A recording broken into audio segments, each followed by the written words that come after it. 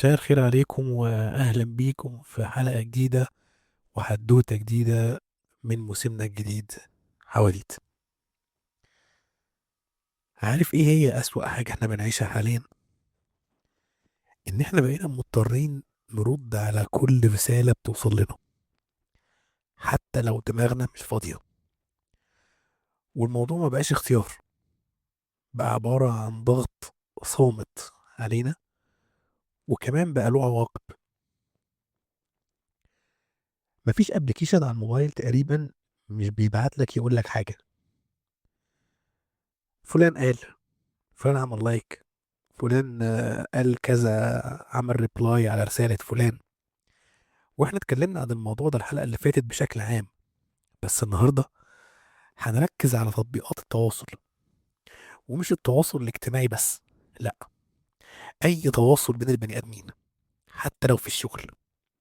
وبالتالي ظهرت المشكلة بتاعت انك متاح دايما.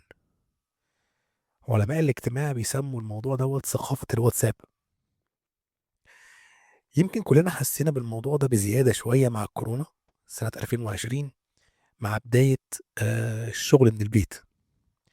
بعض الناس في بعض أماكن الشغل استغلوا النقطة دي أسوأ استغلال، إلا من رحم ربي يعني.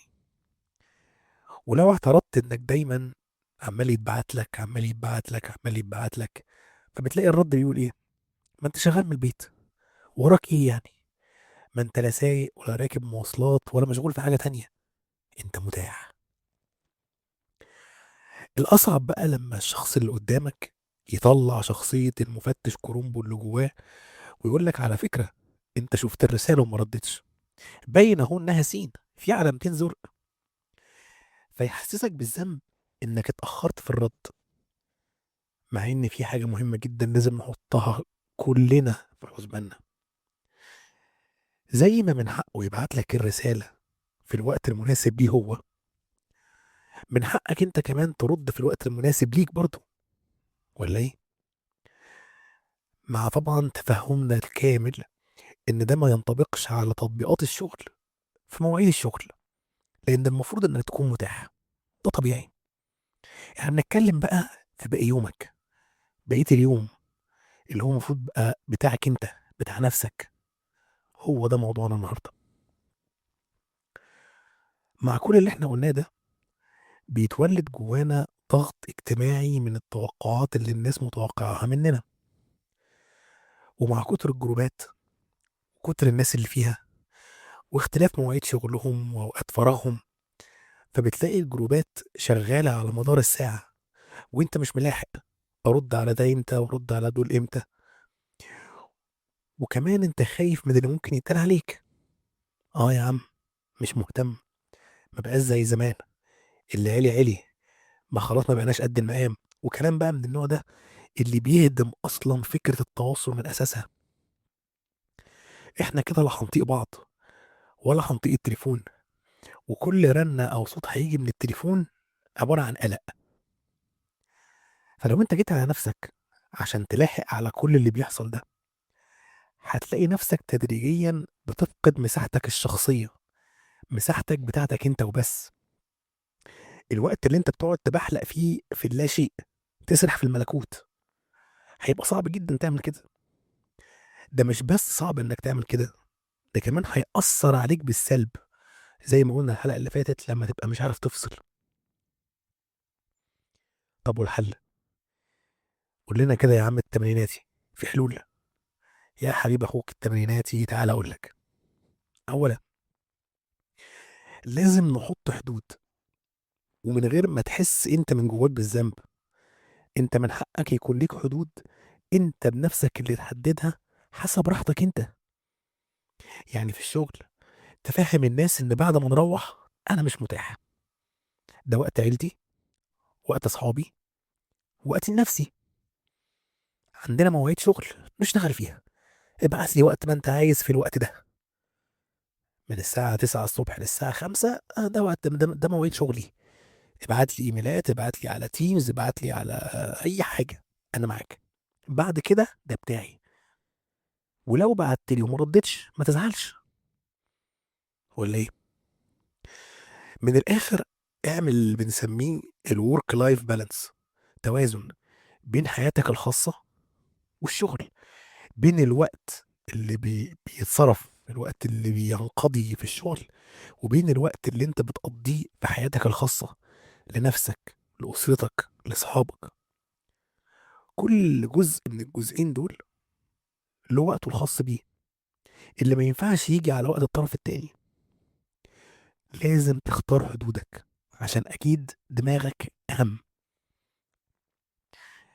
تاني حاجة، الصمت مش خيانة، الصمت مش عدم اهتمام. زي ما قلنا، انت لو ما ردتش على جروب صحابك عشان انت راجع من بره مرهق جدا مش قادر ترد، من حقك. ومش من حق اي حد يلومك على كده. وهكررها تاني، عشان دي للاسف حقيقة مش كل الناس عارفاها. زي ما من حقك تبعت لي في الوقت اللي يناسبك، من حقي ارد في الوقت اللي يناسبني. اه انا اونلاين، اه شفت رسالتك، بس ممكن اكون بعمل حاجة تانية. ممكن ما عنديش الطاقة النفسية ولا البدنية اني ارد عليك. ممكن اكون بكلم حد تاني في موضوع ما يحتملش التأجيل.